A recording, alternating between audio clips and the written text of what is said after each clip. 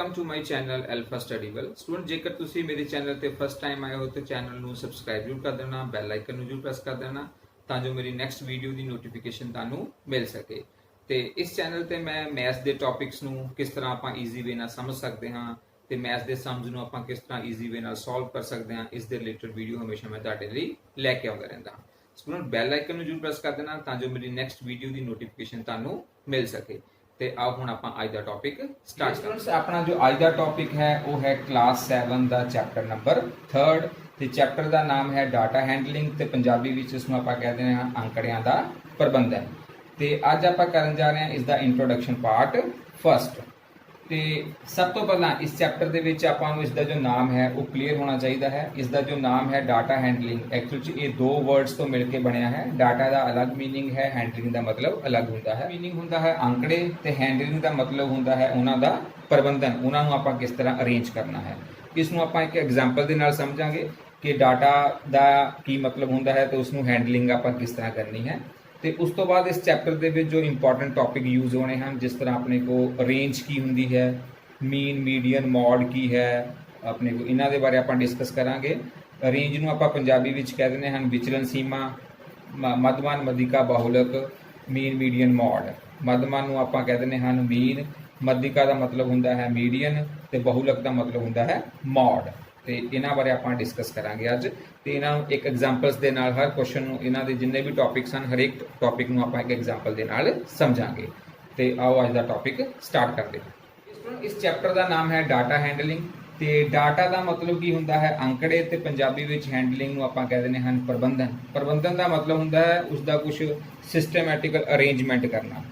ਤੇ ਆਓ ਇਹਨਾਂ ਦੀ ਪਹਿਲਾਂ ਡੈਫੀਨੇਸ਼ਨ ਪੜ੍ਹਦੇ ਹਾਂ ਤੇ ਫਿਰ ਇੱਕ ਐਗਜ਼ਾਮਪਲ ਦੇ ਨਾਲ ਸਮਝਦੇ ਹਾਂ ਕਿ ਡਾਟਾ ਦਾ ਕੀ ਮਤਲਬ ਹੈ ਤੇ ਹੈਂਡਲਿੰਗ ਤੇ ਡਾਟਾ ਹੈਂਡਲਿੰਗ ਜਦੋਂ ਇਕੱਠਾ ਵਰਡ ਬਣ ਜਾਂਦਾ ਤਾਂ ਉਸ ਦਾ ਕੀ ਮੀਨਿੰਗ ਹੁੰਦਾ ਹੈ। ਡਾਟਾ ਦਾ ਮਤਲਬ ਕੀ ਹੁੰਦਾ ਹੈ ਇਨਫੋਰਮੇਸ਼ਨ ਕਲੈਕਟਡ ਇਨ ਅਨਆਰਗੇਨਾਈਜ਼ਡ ਫਾਰਮ। ਆਪਾਂ ਕੋਈ ਇਨਫੋਰਮੇਸ਼ਨ ਇਕੱਠੀ ਕੀਤੀ ਹੈ ਪਰ ਉਸ ਦਾ ਕੋਈ ਮਤਲਬ ਨਹੀਂ ਨਿਕਲ ਰਿਹਾ, ਉਸ ਨੂੰ ਇਨਫੋਰਮੇਸ਼ਨ ਨੂੰ ਦੇਖ ਕੇ ਆਪਾਂ ਉਸ ਦੇ ਵਿੱਚੋਂ ਕੋਈ ਅੰਦਾਜ਼ਾ ਨਹੀਂ ਲਗਾ ਰਹੇ, ਕੋਈ ਆਈਡੀਆ ਨਹੀਂ ਆਪਾਂ ਨੂੰ ਮਿਲ ਰਿਹਾ ਕਿਸੇ ਬਾਰੇ, ਤਾਂ ਉਸ ਤਰ੍ਹਾਂ ਦੀ ਸੂਚਨਾ ਨੂੰ ਆਪਾਂ ਜਸਟ ਕਹਿ ਦਿੰਦੇ ਹਾਂ ਕਿ ਆਪਾਂ ਡਾਟਾ ਕਲੈਕਟ ਕੀਤਾ ਹੈ, ਜਾਂ ਉਹਨੂੰ ਪੰਜਾਬੀ ਵਿੱਚ ਕਹਿ ਦਿੰਦੇ ਹਾਂ ਕਿ ਆਪਾਂ ਅੰਕੜੇ ਇਕੱਠੇ ਕੀਤੇ ਹਨ। ਜਿਸ ਤਰ੍ਹਾਂ ਪੰਜਾਬੀ ਵਿੱਚ ਅੰਕੜੇ ਹਨ, ਇਸ ਨੂੰ ਕਹਾਂਗੇ ਇਕੱਠੀ ਕੀਤੀ ਸੂਚਨਾ ਜਿਸ ਤੋਂ ਕਿਸੇ ਬਾਰੇ ਕੋਈ ਅੰਦਾਜ਼ਾ ਨਾ ਲੱਗੇ, ਜਾਂ ਅਜਿਹੀ ਸੂਚਨਾ ਜਿਸ ਦਾ ਕੋਈ ਮਤਲਬ ਨਹੀਂ ਨਿਕਲ ਰਿਹਾ, ਤੇ ਉਸ ਨੂੰ ਆਪਾਂ ਕੀ ਕਹਿ ਦਿੰਦੇ ਹਾਂ ਅੰਕੜੇ ਜਾਂ ਡਾਟਾ।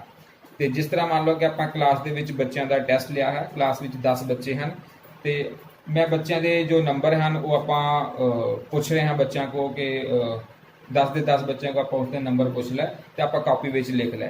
ਉਹ ਇੱਕ ਆਪਣੇ ਕੋ ਕੀ ਹੈ, ਇੱਕ ਵੈਸੇ ਆਪਾਂ ਡਾਟਾ ਇਨਫੋਰਮੇਸ਼ਨ ਕਲੈਕਟ ਕੀਤੀ ਹੈ ਬੱਚਿਆਂ ਦੇ ਮਾਰਕਸ ਦੇ ਬਾਰੇ, ਤੇ ਪਰ ਉਸ ਇਨਫੋਰਮੇਸ਼ਨ ਨੂੰ ਦੇਖ ਕੇ ਆਪਾਂ ਨੂੰ ਕੋਈ ਅੰਦਾਜ਼ਾ ਨਹੀਂ ਲੱਗ ਰਿਹਾ। ਜਿਸ ਤਰ੍ਹਾਂ ਮੈਂ ਇਸ ਨੂੰ ਸਮਝਾਉਣ ਤੋਂ ਬਾਅਦ ਤੁਹਾਨੂੰ ਇੱਕ ਐਗਜ਼ਾਮਪਲ ਦੇ ਨਾਲ ਸਮਝਾਉਂਗਾ ਕਿ ਹੁਣ ਉਹ ਆਪਾਂ ਇਨਫੋਰਮੇਸ਼ਨ ਤੇ ਇਕੱਠੀ ਕਰ ਲਈ ਹੈ ਬਟ ਹੁਣ ਉਹਨੂੰ ਆਪਾਂ ਕਿਸੇ ਤਰ੍ਹਾਂ ਅਰੇਂਜ ਕਰਨਾ ਹੈ। ਹੈਂਡਲਿੰਗ, ਉਸਦੀ ਹੈਂਡਲਿੰਗ ਮਤਲਬ ਹੈ to arrange data in systematic way. ਉਹ ਜੋ ਆਪਾਂ ਡਾਟਾ ਬੱਚਿਆਂ ਕੋਲ ਕਲੈਕਟ ਕੀਤਾ ਹੈ ਉਹਨਾਂ ਦੇ ਮਾਰਕਸ ਦਾ, ਉਹ ਮਾਰਕਸ ਨੂੰ ਆਪਾਂ ਸਿਸਟਮੈਟਿਕ ਵੇ ਨਾਲ ਅਰੇਂਜ ਕਰਨਾ ਹੈ so that we can get some useful information from it. ਕਿ ਉਸ ਡਾਟਾ ਨੂੰ ਦੇਖ ਕੇ ਸਿਰਫ ਮੈਂ ਹੀ ਨਹੀਂ, ਕੋਈ ਵੀ ਉਸ ਡਾਟਾ ਨੂੰ ਦੇਖੇ ਤੇ ਦੇਖਦੇ ਹੀ ਉਸ ਨੂੰ ਬੱਚਿਆਂ ਦੀ ਪਰਫਾਰਮੈਂਸ ਦੇ ਬਾਰੇ ਪਤਾ ਲੱਗ ਜਾਵੇ। ਤੇ ਇਸ ਤਰ੍ਹਾਂ ਕੋਈ ਆਪਾਂ ਇਨਫੋਰਮੇਸ਼ਨ ਉਸ ਤੋਂ ਲੈਣਾ ਚਾਹੁੰਦੇ ਹਾਂ ਉਸ ਡਾਟਾ ਵਿੱਚੋਂ, ਤੇ ਆਪਾਂ ਉਸ ਨੂੰ ਕਿਸ ਤਰ੍ਹਾਂ ਅਰੇਂਜ ਕਰੀਏ ਕਿ ਆਪਾਂ ਨੂੰ ਕੁਝ ਯੂਜ਼ਫੁਲ ਇਨਫੋਰਮੇਸ਼ਨ ਉਸ ਤੋਂ ਮਿਲ ਜਵੇ, ਉਸ ਨੂੰ ਆਪਾਂ ਕਹਿਣਾ ਹੈ ਹੈਂਡਲਿੰਗ। ਤੇ ਪੰਜਾਬੀ ਵਿੱਚ ਇਸ ਨੂੰ ਆਪਾਂ ਕਹਿੰਦੇ ਹਾਂ ਪ੍ਰਬੰਧਨ। ਪ੍ਰਬੰਧਨ ਮਤਲਬ ਹੈ ਇਕੱਠੀ ਕੀਤੀ ਸੂਚਨਾ। ਸੂਚਨਾ ਕਿਸ ਦੇ ਬਾਰੇ ਆਪਾਂ ਇਕੱਠੀ ਕੀਤੀ ਹੈ, ਬੱਚਿਆਂ ਦੇ ਜੋ ਨੰਬਰ ਹਨ, ਬੱਚਿਆਂ ਦੇ ਜੋ ਮਾਰਕਸ ਹਨ ਉਹ ਇਕੱਠੇ ਆਪਾਂ ਕੀਤੇ ਹਨ। ਜ਼ਰੂਰੀ ਨਹੀਂ ਬੱਚਿਆਂ ਦੇ ਮਾਰਕਸ, ਆਪਾਂ ਕੋਈ ਵੀ ਇਨਫੋਰਮੇਸ਼ਨ ਇਕੱਠੀ ਕਰ ਸਕਦੇ ਹਨ। ਜਿਸ ਤਰ੍ਹਾਂ ਬੱਚਿਆਂ ਦੀ ਹਾਈਟ ਦੇ ਬਾਰੇ, ਬੱਚਿਆਂ ਦਾ ਹਾਈਟ ਦਾ ਡਾਟਾ ਅੰਕੜੇ ਇਕੱਠੇ ਕੀਤੇ ਜਾ ਸਕਦੇ ਹਨ। ਫਿਰ ਹਫ਼ਤੇ ਵਿੱਚ ਜੋ ਜਾਂ ਮਹੀਨੇ ਵਿੱਚ ਟੈਂਪਰੇਚਰ, ਦਿਨਾਂ ਦਾ ਕਿਸ ਦਿਨ ਕਿੰਨਾ ਟੈਂਪਰੇਚਰ ਸੀ, ਇਸ ਦੇ ਬਾਰੇ ਇਨਫੋਰਮੇਸ਼ਨ ਇਕੱਠੀ ਕੀਤੀ ਜਾ ਸਕਦੀ ਹੈ।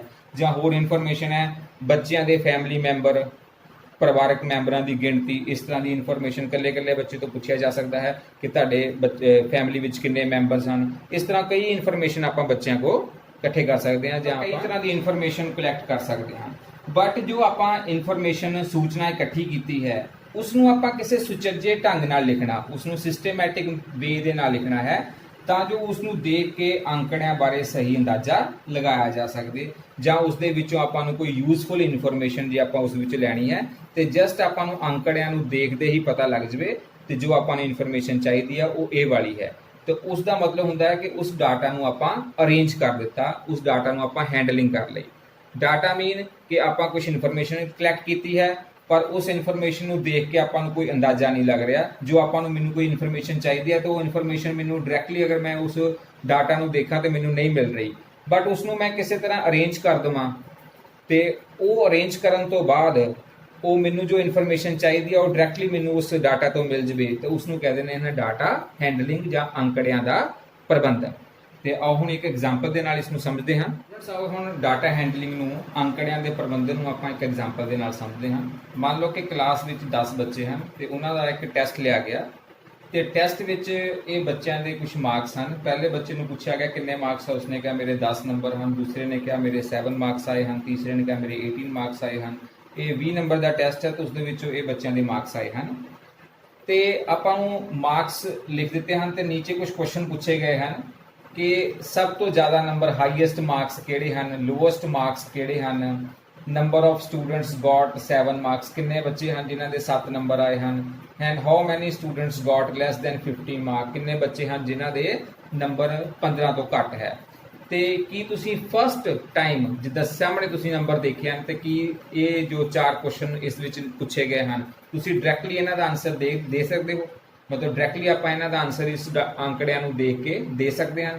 ਤੇ ਆਪਣਾ ਆਨਸਰ ਹੋਏਗਾ ਕਿ ਆਪਾਂ ਇਹਨਾਂ ਅੰਕੜਿਆਂ ਨੂੰ ਦੇਖ ਕੇ ਇੱਕਦਮ ਇਹਨਾਂ ਦਾ ਆਪਾਂ ਆਨਸਰ ਨਹੀਂ ਦੇ ਸਕਦੇ। ਆਪਾਂ ਨੂੰ ਇਹਨਾਂ ਨੂੰ ਇੱਕ ਵਾਰੀ ਸਾਰਿਆਂ ਨੂੰ ਰਿਵਾਈਜ਼ ਕਰਨਾ ਪਏਗਾ ਕਿ ਕਿਹਦੇ ਕਿੰਨੇ ਮਾਰਕਸ ਹਨ। ਫਿਰ ਆਪਾਂ ਕੱਲੇ ਨੰਬਰ ਨੂੰ ਦੇਖਣਾ ਪਏਗਾ ਕਿ ਕਿਹਦੇ ਨੰਬਰ ਘੱਟ ਹਨ, ਕਿਹਦੇ ਨੰਬਰ ਜ਼ਿਆਦਾ ਹਨ, ਕਿਉਂਕਿ ਵਿੱਚੇ ਮਿਕਸ ਹਨ, ਨੰਬਰ ਘੱਟ ਵੀ ਹਨ, ਨੰਬਰ ਜ਼ਿਆਦਾ ਵੀ ਹਨ।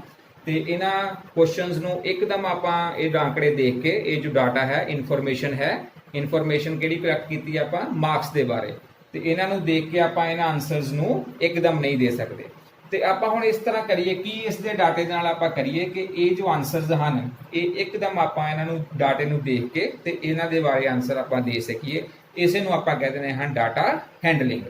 ਤੇ ਆਓ ਦੇਖਦੇ ਹਾਂ ਕਿ ਇਸ ਦਾ ਆਪਾਂ ਕਿਸ ਤਰ੍ਹਾਂ, ਮੰਨ ਲਓ ਕਿ ਇਸ ਡਾਟਾ ਨੂੰ ਆਪਾਂ ਕੀ ਕਰਦੇ ਹਨ, ਅਰੇਂਜ ਕਰ ਲੈਂਦੇ ਹਨ ਅਸੈਂਡਿੰਗ ਆਰਡਰ ਵਿੱਚ। ਮੈਂ ਇਸ ਨੂੰ ਅਸੈਂਡਿੰਗ ਆਰਡਰ ਦਾ ਮਤਲਬ ਹੁੰਦਾ ਹੈ ਛੋਟੇ ਤੋਂ ਵੱਡਾ, ਪਹਿਲਾਂ ਛੋਟਾ ਨੰਬਰ ਲਿਖਾਂਗੇ, ਫਿਰ ਉਸ ਤੋਂ ਵੱਡਾ, ਫਿਰ ਉਸ ਤੋਂ ਵੱਡਾ, ਫਿਰ ਉਸ ਤੋਂ ਵੱਡਾ, ਤੇ ਉਸ ਨੂੰ ਆਪਾਂ ਕਹਿ ਦਿੰਦੇ ਹਨ ਅਸੈਂਡਿੰਗ ਆਰਡਰ। ਤੇ ਜੇਕਰ ਮੈਂ ਇਸ ਨੂੰ ਅਸੈਂਡਿੰਗ ਆਰਡਰ ਦੇ ਵਿੱਚ ਅਰੇਂਜ ਕਰ ਦਿੰਦਾ ਹਾਂ, ਅਸੈਂਡਿੰਗ ਆਰਡਰ ਕੀ ਹੁੰਦਾ ਹੈ ਆਪਣੇ ਕੋਲ ਵੱਧਦੇ ਕ੍ਰਮ ਵਿੱਚ। ਜੇਕਰ ਇਸ ਇਨਫੋਰਮੇਸ਼ਨ ਨੂੰ, ਇਹ ਜੋ ਡਾਟਾ ਹੈ, ਇਸ ਨੂੰ ਆਪਾਂ ਦੇਖਦੇ ਹਾਂ ਕਿ ਸਭ ਤੋਂ ਘੱਟ ਨੰਬਰ ਕਿਹੜਾ ਹੈ 3, ਫਿਰ ਉਸ ਤੋਂ ਵੱਡਾ ਨੰਬਰ ਕਿਹੜਾ ਹੈ 5, ਉਸ ਤੋਂ ਵੱਡਾ ਨੰਬਰ 7 2 ਵਾਰ ਆ ਗਿਆ ਹੈ ਆਪਣੇ ਕੋਲ, ਫਿਰ 8 9 10 10 15 ਤੇ ਫਿਰ ਲਾਸਟ ਵਿੱਚ ਆਪਣੇ ਕੋਲ 18।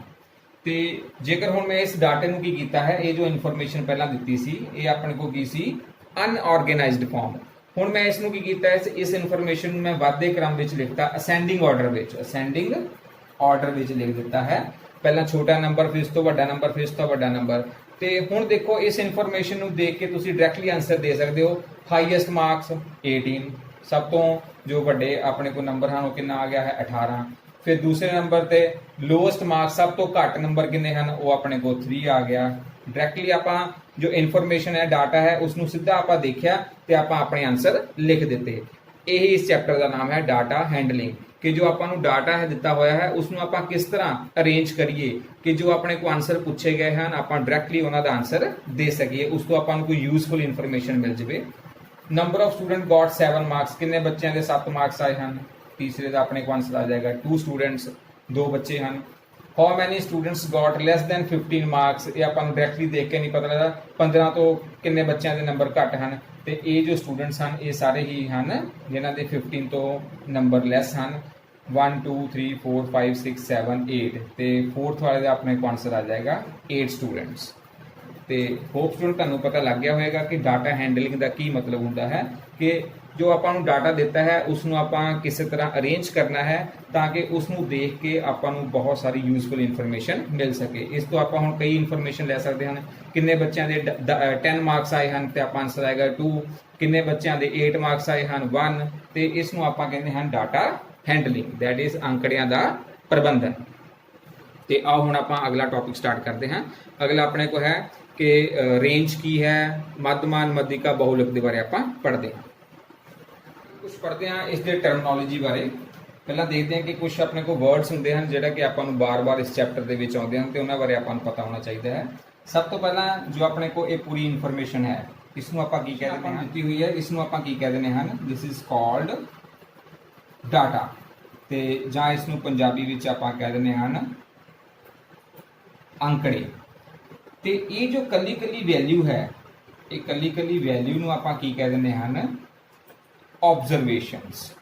ਇਹ ਤੁਹਾਨੂੰ ਪਤਾ ਹੋਣਾ ਚਾਹੀਦਾ, ਆਪਾਂ ਕਈ ਜਗ੍ਹਾ ਇਹ ਵਰਡ ਯੂਜ਼ ਕਰਨਾ ਹੈ, ਆਬਜ਼ਰਵੇਸ਼ਨਸ, ਜਾਂ ਆਪਾਂ ਉਸ ਨੂੰ ਪੰਜਾਬੀ ਵਿੱਚ ਕਹਿ ਦਿੰਦੇ ਹਨ ਪ੍ਰੇਖਣਸ। ਇੰਗਲਿਸ਼ ਵਿੱਚ ਉਸ ਨੂੰ ਆਪਾਂ ਕਹਿਣਾ ਹੈ ਆਬਜ਼ਰਵੇਸ਼ਨਸ ਤੇ ਪੰਜਾਬੀ ਵਿੱਚ ਉਸ ਨੂੰ ਆਪਾਂ ਕਹਿਣਾ ਹੈ ਪ੍ਰੇਖਣ। ਹੁਣ ਜਿਸ ਤਰ੍ਹਾਂ ਇਸ ਵਿੱਚ ਜੇ ਮੈਂ ਤੁਹਾਨੂੰ ਪੁੱਛਾਂ ਕਿ ਨੰਬਰ ਆਫ ਆਬਜ਼ਰਵੇਸ਼ਨ ਕਿੰਨੀਆਂ ਹਨ, ਨੰਬਰ ਆਫ ਆਬਜ਼ਰਵੇਸ਼ਨਸ, ਜਾਂ ਪੰਜਾਬੀ ਵਿੱਚ ਉਸ ਨੂੰ ਲਿਖਿਆ ਜਾਏਗਾ ਪ੍ਰੇਖਣਾਂ ਦੀ ਗਿਣਤੀ ਕਿੰਨੀ ਹੈ। ਤੇ ਕਿੰਨੀ ਗਿਣਤੀ ਹੈ, ਕਿੰਨੇ ਨੰਬਰ ਆਫ ਆਬਜ਼ਰਵੇਸ਼ਨ ਕਿੰਨੀਆਂ ਹਨ, 1 2 3 4 5 6 7 8, ਤੇ ਆਨਸਰ ਆਪਣੇ ਕੋ ਆਏਗਾ 8। ਇੱਕ ਵਾਰ ਫਿਰ ਦੇਖ ਲਓ, ਇਹ ਜੋ ਆਪਾਂ ਇਨਫੋਰਮੇਸ਼ਨ ਕਲੈਕਟ ਕੀਤੀ ਹੈ ਕੋਈ ਵੀ ਕਿਸੇ ਦੇ ਮਾਰਕਸ ਬਾਰੇ ਜਾਂ ਕੋਈ ਹੋਰ ਇਨਫੋਰਮੇਸ਼ਨ, ਉਸ ਨੂੰ ਆਪਾਂ ਕਹਿ ਦਿੰਦੇ ਹਨ ਡਾਟਾ, ਅੰਕੜੇ। ਪਰ ਜੋ ਇਹ ਜੋ ਕੱਲੀ ਵੈਲਿਊ ਹੈ, ਕੱਲੀ ਵੈਲਿਊ ਨੂੰ ਆਪਾਂ ਕੀ ਕਹਿ ਦਿੰਦੇ ਹਨ, ਆਬਜ਼ਰਵੇਸ਼ਨ, ਜਾਂ ਪੰਜਾਬੀ ਵਿੱਚ ਉਸ ਨੂੰ ਆਪਾਂ ਕਹਿ ਦਿੰਦੇ ਹਨ ਪ੍ਰੇਖਣ। ਜਿਸ ਤਰ੍ਹਾਂ ਇਸ ਵਿੱਚ ਕਿੰਨੇ ਪ੍ਰੇਖਣ ਹਨ, ਆਪਣੇ ਕੋਲ ਕਿੰਨੇ ਆਬਜ਼ਰਵੇਸ਼ਨ ਹਨ ਇਸ ਡਾਟਾ ਦੇ ਵਿੱਚ, ਤੇ ਆਪਣੇ ਕੋਲ ਨੰਬਰ ਆਫ ਆਬਜ਼ਰਵੇਸ਼ਨ ਕਿੰਨੀਆਂ ਹਨ, ਇਸ ਦੇ ਵਿੱਚ 8 ਆਬਜ਼ਰਵੇਸ਼ਨਸ ਹਨ, 8 ਆਬਜ਼ਰਵੇਸ਼ਨਸ ਹਨ। ਤੇ ਆ ਹੁਣ ਆਪਾਂ ਅਗਲਾ ਟੌਪਿਕ ਸਟਾਰਟ ਕਰਦੇ ਹਾਂ। ਆਪਣਾ ਜੋ ਅਗਲਾ ਟੌਪਿਕ ਹੈ ਉਹ ਹੈ ਰੇਂਜ, ਜਾਂ ਉਸ ਨੂੰ ਆਪਾਂ ਪੰਜਾਬੀ ਵਿੱਚ ਕਹਿੰਦੇ ਹਨ ਵਿਚਰਨ ਸੀਮਾ। ਤੇ ਜੇਕਰ ਆਪਾਂ ਨੂੰ ਕੋਈ ਡਾਟਾ ਦਿੱਤਾ ਹੋਇਆ ਹੈ, ਅੰਕੜੇ ਦਿੱਤੇ ਹੋਏ ਹਨ, ਤਾਂ ਆਪਾਂ ਉਸ ਦੀ ਰੇਂਜ ਕਿਸ ਤਰ੍ਹਾਂ ਪਤਾ ਕਰਨੀ ਹੈ, ਤੇ ਉਸ ਦਾ ਕੀ ਫਾਰਮੂਲਾ ਹੁੰਦਾ ਹੈ। ਰੇਂਜ ਦਾ ਫਾਰਮੂਲਾ ਆਪਣੇ ਕੋਲ ਹੁੰਦਾ ਹੈ ਜੀ, highest observation minus lowest observation, ਜਾਂ ਇਸ ਨੂੰ ਇਸ ਤਰ੍ਹਾਂ ਵੀ ਕਹਿ ਸਕਦੇ ਹਨ, highest value minus lowest value. Value ਲਿਖ ਲਓ ਜਾਂ ਆਬਜ਼ਰਵੇਸ਼ਨ ਲਿਖ ਲਓ, ਇੱਕ ਹੀ ਗੱਲ ਹੈ। ਤੇ ਪੰਜਾਬੀ ਵਿੱਚ ਇਸ ਨੂੰ ਆਪਾਂ ਕੀ ਕਹਿ ਦਿੰਦੇ ਹਨ, ਵਿਚਲਨ ਸੀਮਾ। ਹੁਣ ਵਿਚਲਨ ਸੀਮਾ ਕੀ ਹੁੰਦੀ ਹੈ, ਸਭ ਤੋਂ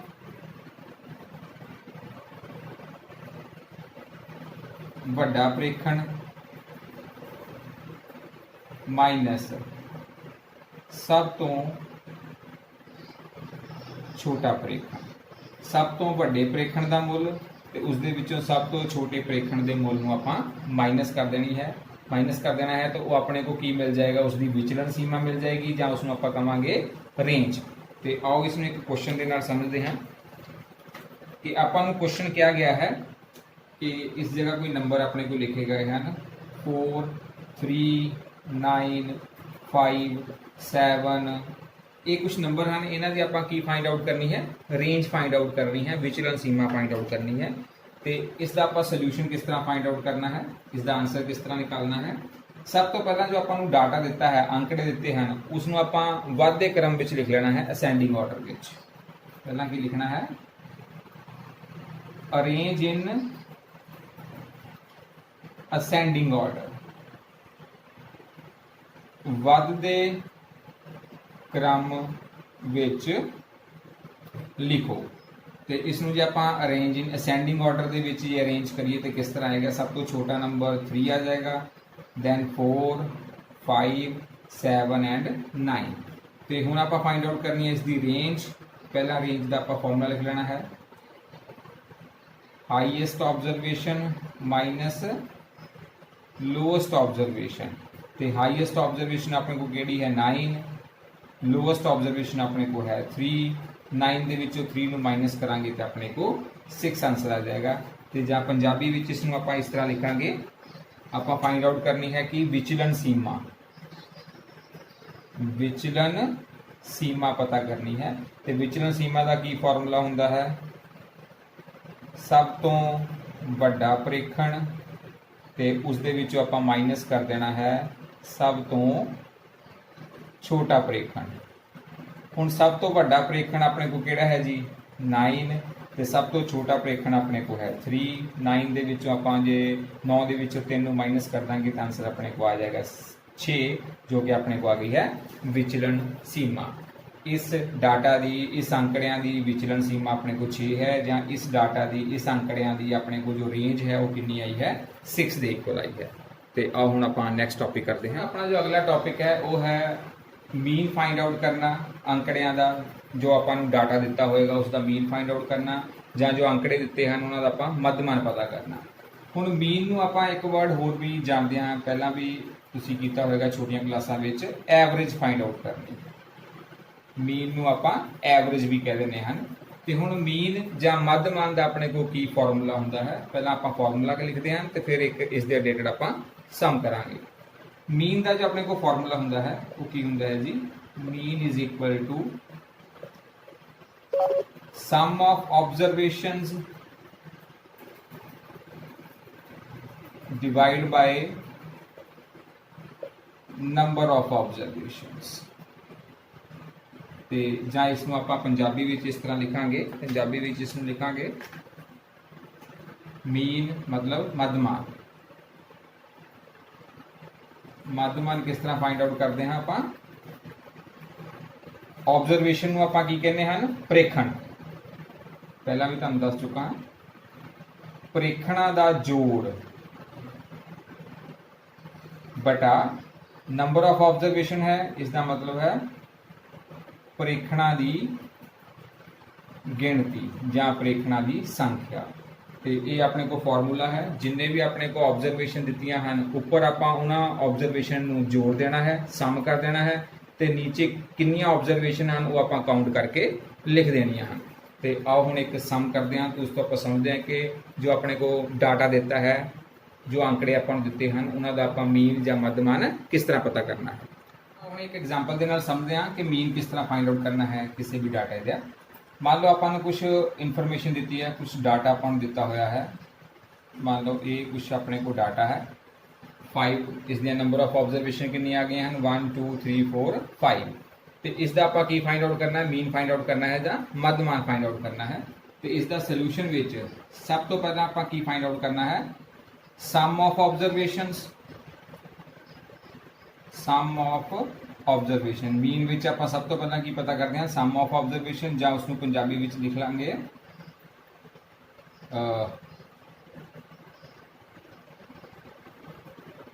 ਪ੍ਰੇਖਣਾਂ ਦਾ ਜੋੜ।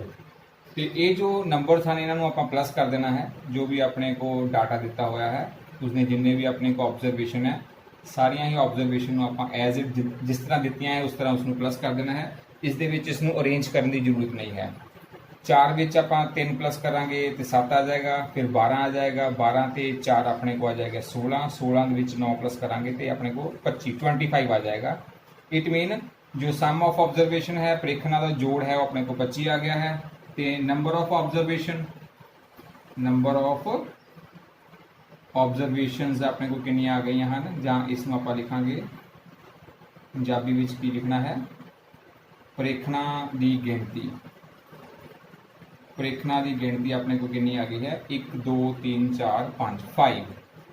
ਤੇ ਹੁਣ ਆਪਾਂ ਫਾइंड ਆਊਟ ਕਰਨਾ ਇਸ ਦਾ ਮੀਨ। ਤੇ ਮੀਨ ਲਈ ਆਪਾਂ ਕੀ ਫਾਰਮੂਲਾ ਲਿਖਣਾ ਹੈ, ਅਗਰ ਇੰਗਲਿਸ਼ ਵਿੱਚ ਲਿਖਣਾ ਹੈ ਤਾਂ ਉਸ ਨੂੰ ਲਿਖਾਂਗੇ sum of observation upon number of observation. It mean 25 upon 5 ਦੇ ਟੇਬਲ ਵਿੱਚ ਇਹ ਕਟਿੰਗ ਹੋ ਜਾਏਗੀ, 25 ਦੀ ਆंसर ਆ ਜਾਏਗਾ ਆਪਣੇ को 5। ਜਾਂ ਪੰਜਾਬੀ ਵਿੱਚ ਇਸ ਨੂੰ ਲਿਖਾਂਗੇ ਮੱਧਮਾਨ ਦਾ ਫਾਰਮੂਲਾ ਕੀ ਲਿਖਾਂਗੇ, ਪ੍ਰੇਖਣਾਂ ਦਾ ਜੋੜ ਬਟਾ ਪ੍ਰੇਖਣਾਂ ਦੀ ਗਿਣਤੀ। ਪ੍ਰੇਖਣਾਂ ਦਾ ਜੋੜ ਆਪਣੇ को ਕਿੰਨਾ ਆਇਆ ਹੈ 25, ਪ੍ਰੇਖਣਾਂ ਦੀ ਗਿਣਤੀ ਕਿੰਨੀ ਹੈ 5, 5 ਦੇ ਪਹਾੜੇ ਵਿੱਚ 25 ਕੈਂਸਲ ਹੋ ਜਾएगा। इट मीन ये जो अपना मीन आया है, जो एवरेज आई है या जो मध्यमान आया है वो कितना आया है, ये जो अपने को डाटा देता है 5।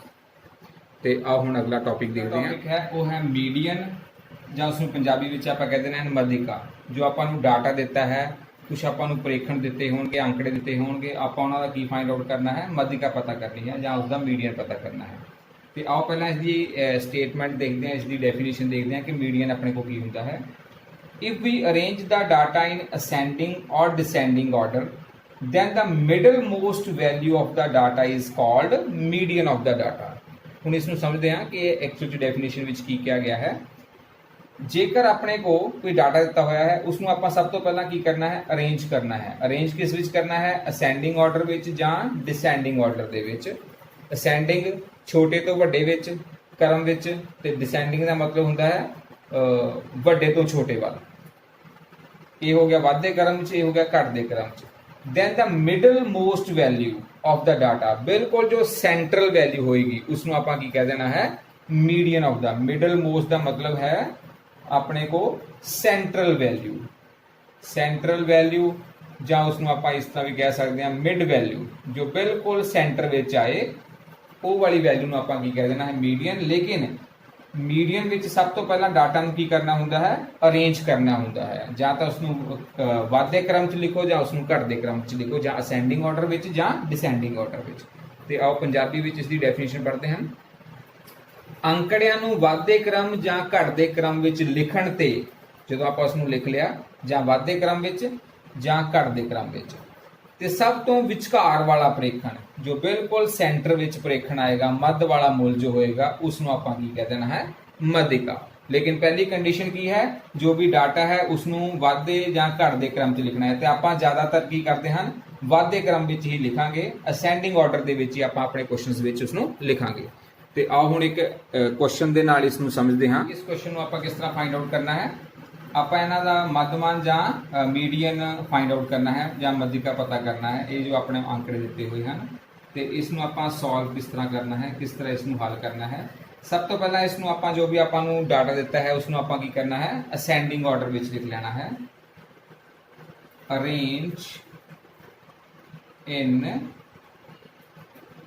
ਅਸੈਂਡਿੰਗ ਆਰਡਰ, ਜਾਂ ਉਸ ਨੂੰ ਲਿਖਾਂਗੇ ਵਾਧੇ ਕ੍ਰਮ ਵਿੱਚ ਲਿਖਣ ਤੇ ਕੀ ਆਏਗਾ, ਸਭ ਤੋਂ ਛੋਟਾ ਨੰਬਰ ਆਪਣੇ को आ जाएगा 3, ਉਸ ਤੋਂ ਅੱਗੇ ਨੰਬਰ ਆਪਣੇ को आएगा 4 ਆਪਣੇ को 2 बार है, ਉਸ ਤੋਂ ਬਾਅਦ ਆ ਜਾਏਗਾ 5, then 6, then 9, then 9।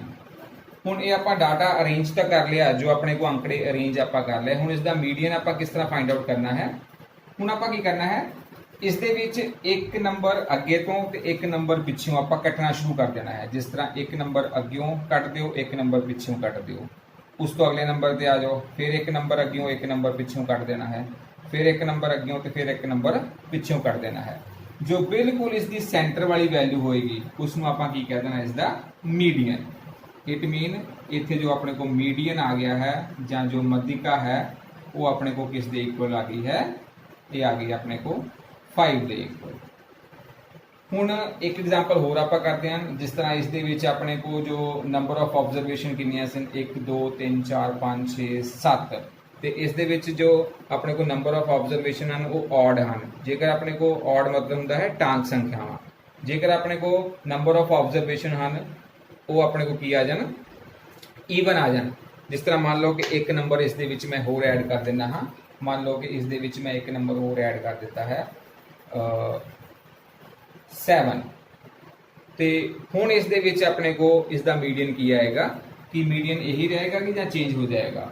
ਤੇ ਹੁਣ ਫਿਰ ਆਪਾਂ ਕੀ ਕਰਨਾ ਹੈ, ਇਸ ਨੰਬਰਾਂ ਨੂੰ ਆਪਾਂ ਅਰੇਂਜ ਕਰਨਾ ਹੈ ਅਸੈਂਡਿੰਗ ਆਰਡਰ ਦੇ ਵਿੱਚ।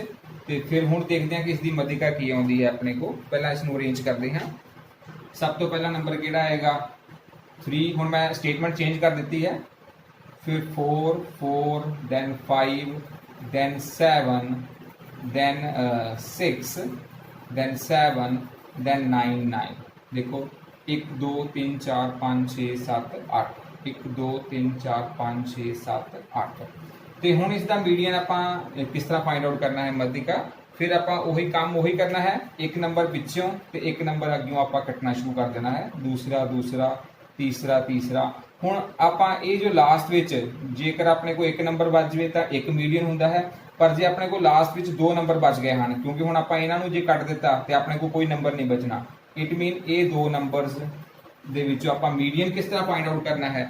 ਮੀਡੀਅਨ ਆਪਣੇ ਕੋਲ ਇਹ ਵਾਲਾ ਨੰਬਰ ਹੈ ਜਾਂ ਇਹ ਵਾਲਾ ਨੰਬਰ ਹੈ, ਤੇ ਆਪਣਾ ਆਨਸਰ ਆਏਗਾ ਕਿ ਮੀਡੀਅਨ ਇਹਨਾਂ ਦੋਵਾਂ ਵਿੱਚੋਂ ਕੋਈ ਵੀ ਨਹੀਂ ਹੈ। ਇਹਨਾਂ ਦੋਵਾਂ ਨੂੰ ਆਪਾਂ ਪਲੱਸ ਕਰ ਦੇਣਾ ਹੈ। ਜੋ ਵੀ ਆਪਣੇ ਕੋਲ ਨੰਬਰ ਹਨ ਲਾਸਟ ਵਿੱਚ ਸੈਂਟਰ 'ਚ ਬਚ ਗਏ ਹਨ ਉਹਨਾਂ ਨੂੰ ਪਲੱਸ ਕਰਕੇ ਡਿਵਾਈਡ ਆਪਾਂ 2 ਦੇ ਨਾਲ ਕਰ ਦੇਣਾ, 2 ਦੇ ਨਾਲ ਉਸ ਨੂੰ ਡਿਵਾਈਡ ਕਰ ਦੇਣਾ ਹੈ। ਤੇ ਇਹ ਕਿੰਨਾ ਆ ਜਾਏਗਾ, 11/2 11/2 ਨੂੰ ਆਪਾਂ ਡਿਵਾਈਡ ਕਰਾਂਗੇ 2 ਦੇ ਨਾਲ ਕਿੰਨਾ ਆਏਗਾ 2 5 ਦਾ 10 1.025 ਦਾ 10 ਤੇ ਆਪਣੇ ਕੋ ਆਨਸਰ ਕਿੰਨਾ ਆ ਗਿਆ ਹੈ 5.5 ਤੇ ਹੋਪ ਜੇ ਤੁਹਾਨੂੰ ਇਹ ਕੁਐਸਚਨ ਅੱਛੀ ਤਰ੍ਹਾਂ ਸਮਝ ਲੱਗ ਗਿਆ ਹੋਵੇਗਾ ਕਿ ਜੇਕਰ ਆਪਣੇ ਕੋ ਇੱਕ ਨੰਬਰ ਬਚੇ ਤਾਂ ਉਸ ਨੂੰ ਕਿਸ ਤਰ੍ਹਾਂ ਉਹੀ ਆਪਣੇ ਕੋ ਮੀਡੀਅਨ ਹੁੰਦਾ ਹੈ ਜੇਕਰ ਦੋ ਨੰਬਰ ਸੈਂਟਰ ਵਿੱਚ ਬਚ ਗਏ ਹੈ ਤੇ ਮੀਡੀਅਨ ਆਪਾਂ ਕਿਸ ਤਰ੍ਹਾਂ ਮੱਧਿਕਾ ਫਾਈਂਡ ਆਊਟ ਕਰਨੀ ਹੈ ਦੋਨੇ ਨੰਬਰਸ ਨੂੰ ਪਲੱਸ ਕਰਕੇ ਉਸ ਨੂੰ 2 ਦੇ ਨਾਲ ਆਪਾਂ ਡਿਵਾਈਡ ਕਰ ਦੇਣਾ ਹੈ ਤੇ ਆ ਹੁਣ ਆਪਾਂ ਨੈਕਸਟ ਟੌਪਿਕ ਦੇਖਦੇ ਹਾਂ ਜੋ ਅਗਲਾ ਟੌਪਿਕ ਹੈ ਉਹ ਹੈ ਮੋਡ ਜਾਂ ਉਸ ਨੂੰ ਆਪਾਂ ਪੰਜਾਬੀ ਵਿੱਚ ਕਹਿ ਦਿੰਦੇ ਹਨ ਬਹੁਲਕ ਤੇ ਆਓ ਪਹਿਲਾਂ ਇਸ ਦੀ ਡੈਫੀਨੇਸ਼ਨ ਪੜ੍ਹਦੇ ਹਾਂ ਕਿ ਮੋਡ ਕੀ ਹੁੰਦਾ ਹੈ number which is repeated maximum number of Times in data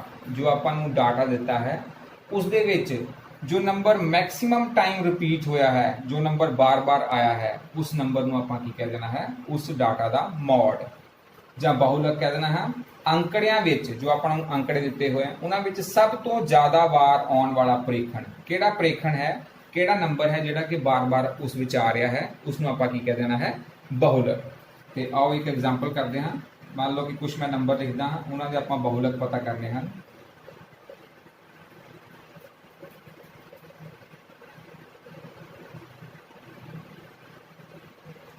ਹੁਣ ਆਪਣੇ को ਇਹ ਕੁਝ ਨੰਬਰ ਲਿਖੇ ਹਨ ਤੇ ਆਪਾਂ ਕੀ ਫਾਈਂਡ ਆਊਟ ਕਰਨਾ ਹੈ ਇਸ ਦਾ ਬਹੁਲਕ ਫਾਈਂਡ ਆਊਟ ਕਰਨਾ ਹੈ ਇੱਕ ਉਹ ਨੰਬਰ ਲਿਖ ਲੈਣੇ ਆਪਾਂ ਮੰਨ ਲਓ 9 ਇੱਕ ਵਾਰ ਫਿਰ ਲਿਖ ਲੈਣੇ ਹਾਂ ਤੇ ਹੁਣ ਇਸ ਦਾ ਬਹੁਲਕ ਜਾਂ ਮੋਡ ਕਿਸ ਦੇ ਇਕੁਅਲ ਟੂ ਆਏਗਾ ਮੋਡ ਜਾਂ ਬਹੁਲਕ ਹੁਣ ਆਪਾਂ ਨੂੰ ਨਜ਼ਰ ਆ ਰਿਹਾ ਹੈ ਕਿ ਜੋ 13 ਹੈ ਉਹ ਕਿੰਨੀ ਵਾਰ ਆ ਰਿਹਾ ਹੈ 1 2 ਤੇ 3 ਜੋ 13 ਹੈ ਉਹ 3 ਵਾਰ ਆ ਰਿਹਾ ਹੈ ਇਸੇ ਤਰ੍ਹਾਂ 16 ਇੱਕ ਵਾਰ ਆ ਰਿਹਾ ਹੈ 7 ਵੀ ਆਪਣੇ को एक बार आ रहा है 5 भी एक बार आ रहा है 2 भी एक बार आ रहा है तो 9 अपने को कितनी बार आ रहा है 2 बार ये सारे ही आप इस तरह लिख लेने हैं 16 इन्नी बार आ रहा है उस तो अगे 7 एक बार आ रहा है एरो पा के 5 भी एक बार आ रहा है 2 भी एक बार आ रहा है जो 9 है वो अपने को कितनी बार आ रहा है 2 बार तो इन्हां विचों केड़ा नंबर है जो सब तो ज़्यादा बार आया है वो है 13 इट मीन ये जो अपने को डाटा है ये जो आंकड़े दिते हैं इन्हां दा मॉड कितना आ जाएगा